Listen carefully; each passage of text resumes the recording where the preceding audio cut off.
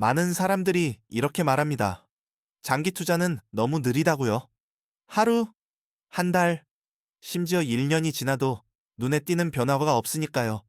그래서 이 방식이 맞는지 계속 의심하게 됩니다. 하지만 오늘은 이 질문을 조금 다르게 해보려고 합니다. 왜 장기 투자는 느리게 느껴질까요? 그리고 왜 그 느림이 결국 가장 강력한 무기가 될까요? 사람은 원래 즉각적인 보상을 좋아합니다. 버튼을 누르면 바로 반응이 오고 선택하면 곧바로 결과가 나오길 기대하죠. 우리는 어릴 때부터 노력하면 바로 결과가 나오는 구조에 익숙해져 있습니다. 시험을 보면 점수가 나오고 일을 하면 월급이 나오니까요. 하지만 투자는 전혀 다릅니다.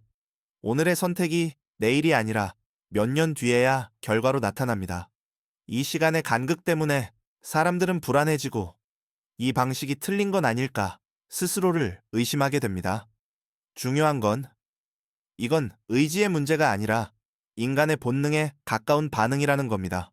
느리다고 느끼는 건 당연한 감정입니다. 이 불안을 견디지 못하면 사람들은 더 빠른 선택을 찾습니다. 지금 당장 오를 것 같은 종목, 누군가 성공했다고 말하는 방법, 단기간에 결과가 나오는 전략 말이죠. 문제는 이 선택들이 대부분 반복되지 않는다는 겁니다. 한 번은 맞을 수 있지만 두 번, 세 번 계속 맞히기는 거의 불가능합니다. 그런데도 사람들은 그 한 번의 성공 사례만 보고 이게 실력이라고 착각합니다. 그리고 같은 방법을 반복하다가 결국 수익보다 스트레스를 먼저 얻게 됩니다. 그래서 많은 사람들이 투자를 시작하고도 계좌를 자주 들여다보고 조금만 떨어져도 불안해하고 조금만 오르면 서둘러 팔게 됩니다. 이 과정에서 스스로 가장 나쁜 선택을 반복하게 됩니다. 지수 투자 혹은 장기 투자가 지루하게 느껴지는 이유도 여기에 있습니다. 예측할 게 없고 매일 확인할 이유도 없고 자랑할 만한 순간도 거의 없습니다. 하지만 바로 그 점 때문에 지수 투자는 강해집니다. 누군가를 이길 필요도 없고 시장을 맞힐 필요도 없습니다. 시장의 평균을 받아들이는 대신 시간을 내 편으로 만드는 전략이기 때문입니다. 처음 1년, 심지어 2년, 3년까지도 큰 변화가 없는 것처럼 느껴질 수 있습니다. 그래서 대부분의 사람은 이 구간에서 포기합니다. 하지만 이 시기를 넘기면 상황이 달라집니다. 수익이 수익을 만들고 복리가 작동하기 시작합니다. 이때부터 투자는 노력이 아니라 구조가 됩니다. 여기서 많은 분들이 이런 질문을 합니다. 그럼 언제 시작해야 하나요? 이미 늦은 건 아닐까요? 큰 돈이 있어야 의미 있는 건 아닐까요?